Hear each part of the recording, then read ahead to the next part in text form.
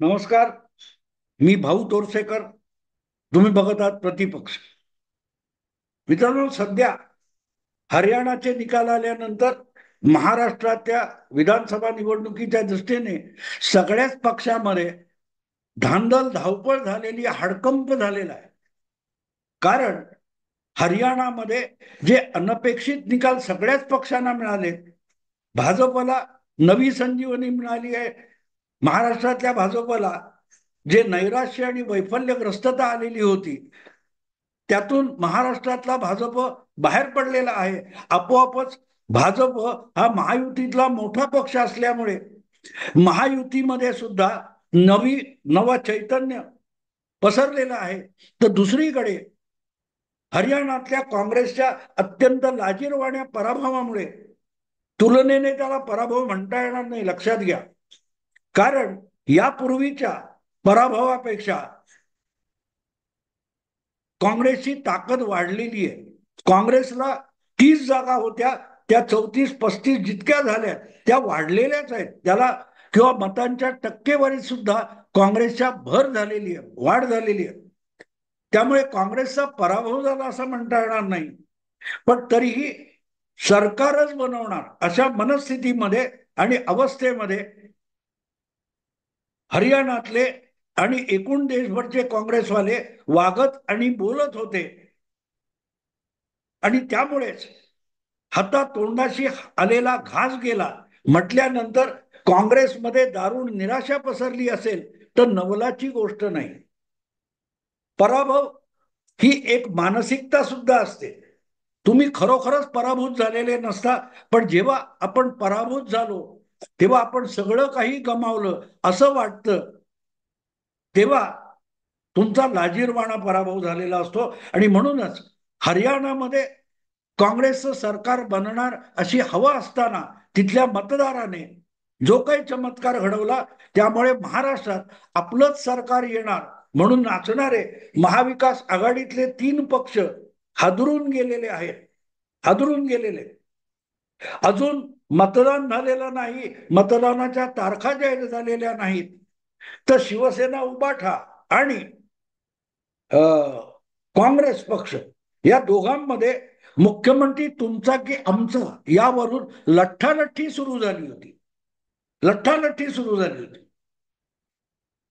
आणि अशा पार्श्वभूमीवर हरियाणामध्ये आपलं सरकार बनणार या सगळ्या अपेक्षेवर पाणी सांडल्यानंतर महाराष्ट्रात हवा टाईट झाली असेल महाविकास आघाडीची आणि पर्यायाने काँग्रेसची, तर नवल नाहीये. नवल नाहीये. आणि त्यामुळेच मग विधानसभा निवडणुकीच्या दृष्टीने प्रत्येक जण आपापली जी काही तयारी करत होता आणि त्या तयारीमध्ये वाहत्या गंगेत हात धुवून यायला निघालेले जे अनेक जण होते त्यांचीही तारांबळ उडाली तर नवल नाही.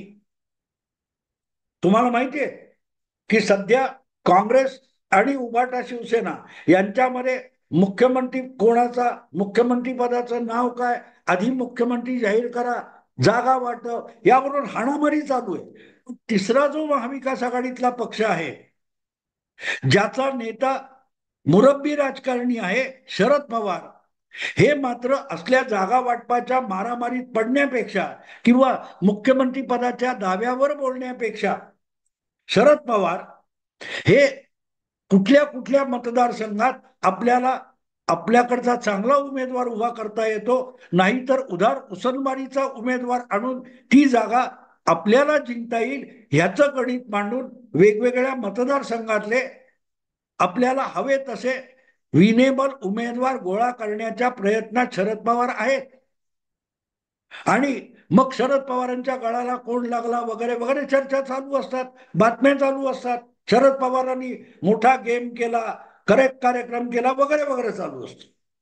आणि त्यामुळेच कोल्हापूरमध्ये हसन मुश्रीफ अजितदादांबरोबर गेले तर तिथे शरद पवारांनी भाजपचा एक दांडगा उमेदवार घाटगे म्हणून त्याला आपल्या पक्षात घेतलं, त्याच्या हाती तुतारी दिली आणि म्हणाले फुर फिंक, आता ती तुतारी फुंकत फिरायला हरकत नाही.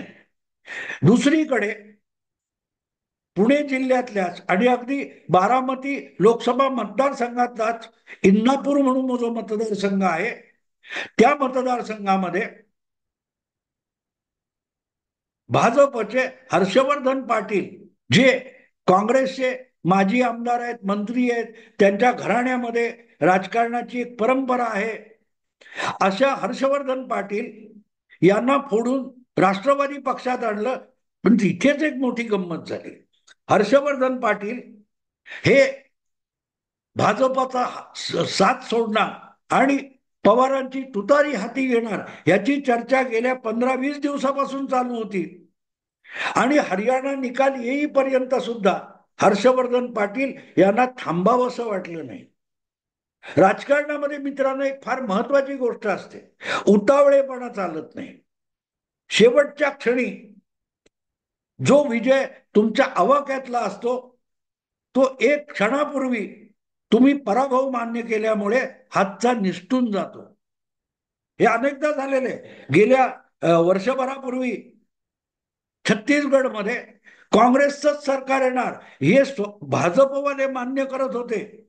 अशा वेळेला मतमोजणीचे शेवटचे निकाल आले आणि काँग्रेसनी बहुमत गमावलं आणि भाजपचं सरळ थेट एक पक्षीय बहुमत आलं. असं आणि आता हरियाणामध्ये झालं. त्यामुळे शेवटचा निकाल, क्रिकेटमध्ये असं म्हणतात की शेवटचा बॉल पडेपर्यंत मॅच संपली किंवा कोणी जिंकली किंवा कोणी हरलं असं म्हणायचं नसतं. शेवटच्या षटकातला शेवटचा चेंडू पर्यंत मॅच चालू असते, हे डोक्यात ठेवूनच खेळलं पाहिजे. तसंच राजकारणामध्ये सुद्धा तुमच्या समोर सगळी योग्य परिस्थिती उलगडेपर्यंत घाई करून चालत नाही, घाई करून चालत नाही. अन्यथा हातात तोंडाशी आलेलं सगळं उद्ध्वस्त झालं असं होतं. हर्षवर्धन पाटीलाविषयी मी तेवढ्यासाठी सांगतोय कारण हर्षवर्धन पाटील हे 5 ऑक्टोबरला हरियाणामध्ये मतदान झालं आणि 8 ऑक्टोबरला मतमोजणी आहे. त्या मतमोजणीची निकाल येईपर्यंत जर त्यांनी संयम दाखवला असता तर आज वेगळी परिस्थिती दिसली असती. कारण आता या क्षणी आपण म्हणू की ज्या प्रकारे हरियाणाचे निकाल आले आणि त्यातून महाराष्ट्रात भारतीय जनता पक्षाला नवी संजीवनी प्राप्त झालेली आहे.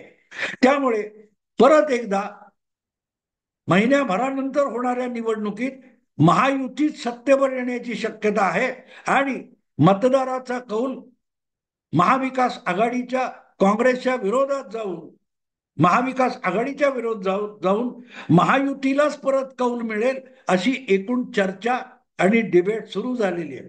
आणि त्यामुळे हरियाणाचे निकाल येण्याच्या आदल्या दिवशी आपण सिल्वर ओकला जाऊन शरद पवारांचे आशीर्वाद घेतले किंवा पक्षांतराची घोषणा केली, ही चूक केली की काय असं म्हणायची पाळी हर्षवर्धन पाटील यांच्यावर आली असेल तर नवल नाही. आणि म्हणून मला एका मित्राने विचारलं, त्यावरून हा व्हिडिओ करावासा मला वाटला. तो म्हणाला, हर्षवर्धन पाटील यांनी नाथाभाऊ खडसे यांच्यासारखी चूक केली का? हा मुद्दा माझ्या डोक्यात नव्हता मित्रा. माझ्या एका पत्रकार मित्राने हा प्रश्न विचारला की जी चूक जवळजवळ 2.5 वर्षापूर्वी 3 वर्षापूर्वी नाथाभाऊ खडसे यांनी केली, नेमकी ती चूक आज 2.5-3 वर्षानंतर हर्षवर्धन पाटील यांनी केली का?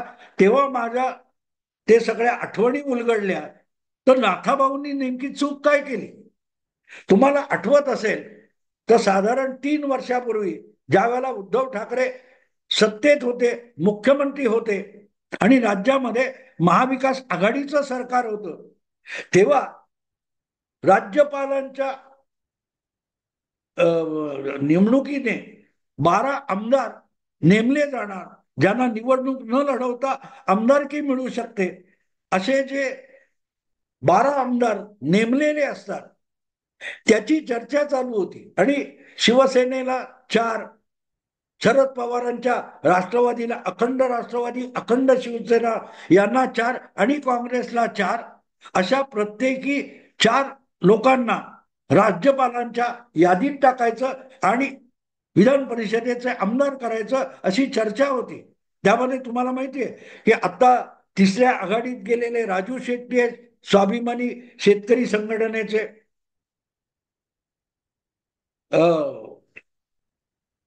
उत्तर मुंबईमध्ये 2019 साली पराभूत झालेल्या काँग्रेसच्या उमेदवार आणि अभिनेत्री उर्मिला मातोंडकर यांचं काँग्रेसकडून नाव होतं. तेव्हा आपली वर्णी निदान आमदारकीकडे लागावी.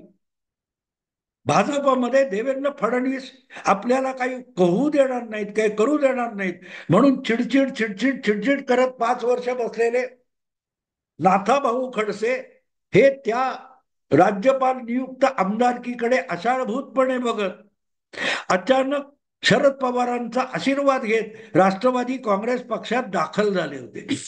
3 वर्षापूर्वीची गोष्ट आहे.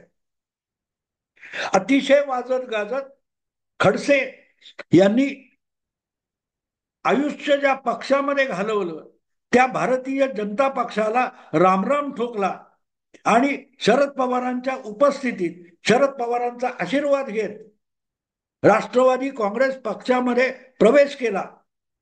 कारण त्यानंतर लवकरच राज्यपालांकडे ज्या 12 नावांची यादी पाठवली जाणार होती त्यामध्ये आपली आमदार होण्यासाठी वर्णी लागावी. 2014 मध्ये जे गृहस्थ ज्येष्ठतेने आणि अनुभवाने आणि कामामुळे महाराष्ट्राच्या मुख्यमंत्री पदावर भाजपचा नेता म्हणून दावा करायला निघाले होते त्या नाथाभाऊ खडसेंना एक आमदारकीसाठी आयुष्याच्या सगळ्या पुण्याईला लाथ मारून पक्षांतर करायची वेळ आली आणि त्याला उतावळेपणा म्हणतात. आपल्या पक्षात आपला नंबर लागेल, प्रतीक्षा केली पाहिजे, हा धीर त्यांना राहिला नाही आणि त्यांनी जेव्हा काय पक्षांतर केलं होतं ते राष्ट्रवादीमध्ये गेले आणि तात्काळ शरद पवारांनी त्यांच्या पक्षात ज्या 4 जागा मिळाल्या होत्या त्यापैकी एका जागी खडसे यांचं नाव टाकलं. पण दुर्दैव असं की ज्या राज्यपालांकडे ती 12 नावं पाठवण्यात आली होती त्यांनी त्या यादीवर सही केली नाही, त्यावर काही निर्णयच घेतला नाही आणि अखेरीस भगतसिंग कोश्यारी हे महाराष्ट्राच्या राज्यपाल पदावरून निवृत्त होऊन निघून गेले. पण अजूनही ते 12 आमदार नेमले गेलेले नाहीत. ज्या यादीमध्ये आपल्याला निदान आमदारकी मिळावी म्हणून नाथाभाऊ खडसे जाऊन पोहोचले. त्याला मी उतावळेपणा म्हणतो. आणि मग मला आठवतं की ज्या वेळेला एखादा माणूस पराभूत होतो तेव्हा त्याचे जुने सहकारी किंवा मित्र सुद्धा खिल्ली उडवत असतात. कधी काळी नाथाभाऊंच्याच मार्गदर्शनाखाली भाजपमध्ये राजकीय कार्यकर्ता म्हणून उदयास आलेले गिरीश महाजन यांच्यावर तर नाथाभाऊ खडसेंचा ढूक आहे. देवेंद्र फडणवीसांचा विश्वासू म्हणून गिरीश महाजन यांनी जे राजकारण केलं त्यामुळे नाथाभाऊ तर गिरीश महाजनांवर डूख धरून असतात. आणि अशा परिस्थितीत जेव्हा नाथाभाऊंनी पक्षांतर करून सुद्धा त्यांची साधी आमदारकी हुकली तेव्हा सर्वाधिक आनंद गिरीश महाजन यांना झाला असेल आणि त्यांनी नाथाभाऊंची खिल्ली उडवली असेल तर नवलाची गोष्ट नव्हती. पण गिरीश महाजन जे काही बोलले तेव्हा टवाळी करताना ते शब्द माझ्या अजूनही लक्षात आहे. ते अनेकांनी नंतर रिपीट केले की पंक्तीमध्ये जेवायला बसला असताना वाढपी माझ्या पानापर्यंत येतो आणि तेव्हाच बुंदी का संपते, अशी एक प्रतिक्रिया खडसे यांच्याविषयी तेव्हा अनेकांनी व्यक्त केली होती. पण दुसरीकडे गिरीश नार्वेकर फार छान म्हणाले होते की देवाचं दर्शन घ्यायला जावं आणि आपल्याला प्रत्यक्ष गाभाऱ्यामध्ये प्रवेश मिळतो, मूर्तीसमोर डोकं टेकतो आणि प्रसाद संपला म्हणून रिकाम्या हाताने प्रसादाशिवाय देवळाच्या बाहेर येतो तर चप्पल चोरीला गेलेली असते, अशी अवस्था आहे. खडसेंचं नाथाभाऊंचं नाव महाजनांनी घेतलं नसलं तरी त्यांनी जे टिंगल केली त्यातला आशय समजून घेतला पाहिजे. उतावळेपणा हा कसा महागात पडतो. आणि मला आज नाथाभाऊ आठवण्याचं कारण की त्यांची जी अवस्था आहे, अर्थात नंतर वेगळ्या मार्गाने विधान सभेच्या निकालातून विधानसभेच्या आमदारांकडून जे आमदार निवडले जातात विधान परिषद, त्यात खडसेंची वर्णी लागली. 20 जून 2022 महाराष्ट्राच्या विधानसभेच्या आमदारांकडून 10 किंवा 11 जे आमदार विधानसभा परिषदेसाठी निवडले जातात, त्यात खडसे यांची वर्णी लागली होती. राष्ट्रवादी काँग्रेस पार्टीतर्फे ते आमदार सुद्धा झाले. शरद पवारांनी आपला शब्द पाळला. आणि खडसे नुसते आमदार झाले की आपोआपच उद्धव ठाकरे यांच्या नेतृत्वाच्या सरकारमध्ये त्यांची मंत्रीपदी वर्णी लागणार हे ठरलेलं होतं. पण दुर्दैव कसं बघा, ज्या मतदानाच्या दिवशी खडसे आमदार झाले विधान परिषदेचे, त्याच दिवशी त्या उद्धव ठाकरे महाविकास आघाडी सरकारला घरघर लागली. आणि पुढल्या 10 दिवसात उद्धव ठाकरे सरकार गडगडलं, महाराष्ट्रात सत्तांतर झालं. आणि विरोधी पक्षात बसलेले देवेंद्र फडणवीस, विरोधी नेता म्हणून बसलेले देवेंद्र फडणवीस यांना खिजवणारे खडसे मुख्यमंत्री होण्यापूर्वीच त्यांची सगळी आशा लागली होती मंत्री होण्याची, ते सरकारच गडगडलं. माझ्या पर्यंत वाढपी आला की बुंदी का संपते, देवाचं दर्शन होतं आणि प्रसाद का संपतो, देवळातून बाहेर पडलं तर चप्पल चोरीला जाते, हे सगळं वर्णन त्यामुळे करण्यात आलं होतं. हर्षवर्धन पाटील हे परत एकदा आमदार होण्यासाठी आणि पर्यायाने येऊ घातलेल्या महाविकास आघाडीच्या सरकारमध्ये मंत्रीपदी वर्णी लागावे म्हणून शरद पवारांच्या गोटात दाखल झालेले. पण ते तिकडे दाखल झाले आणि इकडे हरियाणामध्ये काँग्रेस पक्षाचं येऊ घातलेलं सरकार हातातोंडाशी आलेला घास गेलेला आहे. जी नाथाभाऊंची अवस्था होती जवळपास तशीच अवस्था या क्षणी हर्षवर्धन पाटील आहेत, त्यांची आहे असं म्हटलं तर आश्चर्याची गोष्ट नाही. आश्चर्याची गोष्ट नाही. हा एक गोष्ट आहे की ते एकदा म्हणाले होते की मी काँग्रेस सोडून भाजपमध्ये प्रवेश केला आणि मला ईडीची कटकट संपली, मला निश्चिंत झोप लागायला लागली. आता जे काय घडलेलं आहे त्यात हर्षवर्धन पाटील यांनी स्वतःची झोप उडवून घेतली का, किंवा त्यांना शांत झोप आवडत नव्हती का, असेही प्रश्न विचारता येतील. पण एक गोष्ट साधी सरळ आहे की त्यांनी शरद पवारांच्या पक्षात जायला हरकत नव्हती. कारण त्यांना पराभूत करणारे दत्ता भरणे हे अजितदादांच्या गोटात आहेत. आणि दत्ता भरणेला धडा शिकवण्यासाठी शरद पवारांना एक मोहरा पाहिजे होता. आणि तो मोहरा म्हणून स्वतः जर प्याद असलेले हर्षवर्धन पाटील गेले असतील, त्याला चूक म्हणणार नाही, गैरलागू म्हणणार नाही. पण राजकारणामध्ये बारीक बारीक घटना घडत असतात, त्याच्यावर डोळा ठेवून त्यानंतर अंतिम निर्णय घ्यायचा असतो. दुर्दैवाने हर्षवर्धन पाटील यांनी सिल्वर ओकवर पोहोचण्याची घाई केली असं म्हणता येईल. घाई केली. हरियाणाचे निकाल समोर येऊन राजकीय परिस्थिती स्थिरस्थावर होण्यापर्यंत त्यांनी प्रतीक्षा केली असती तर अधिक योग्य ठरलं असतं. पण नाथाभाऊ आणि हर्षवर्धन पाटील यांच्यामध्ये फारसा फरक आहे असं मला वाटत नाही. खडसे नको तिथे अकारण बोलत असतात आणि हर्षवर्धन पाटील सुद्धा कुठल्याही पक्षात असोत, गरज नसताना आपलं पांडित्य सांगून स्वतःला तोंडगशी पाडून घेतात आणि स्वतःच्या पक्षालाही अडचणीत आणतात. आता सुद्धा काही वेगळं झालं असं म्हणता येणार नाही. 2 महिन्यापूर्वी ते राष्ट्रवादीमध्ये गेले असते तरी समजू शकलं. पण आता महाराष्ट्र विधानसभेच्या निवडणुका दार ठोठावत असताना हरियाणामधले निकाल किंवा जम्मू काश्मीर विधानसभेचे निकाल हे एकूणच देशाच्या राजकारणावर आणि नजीकच्या निवडणुकांना प्रभावित करणार ही साधी सरळ गोष्ट आहे. शेंबड्या पोरालाही राजकारणातल्या समजू शकणारी गोष्ट आहे. तेव्हा ते निकाल येईपर्यंत तरी हर्षवर्धन पाटलांनी कळ काढायला पाहिजे होती. सिल्वर ओकवर जाण्याची आणि तुतारी हातात घेण्याची किंवा फुंकण्याची गरज नव्हती.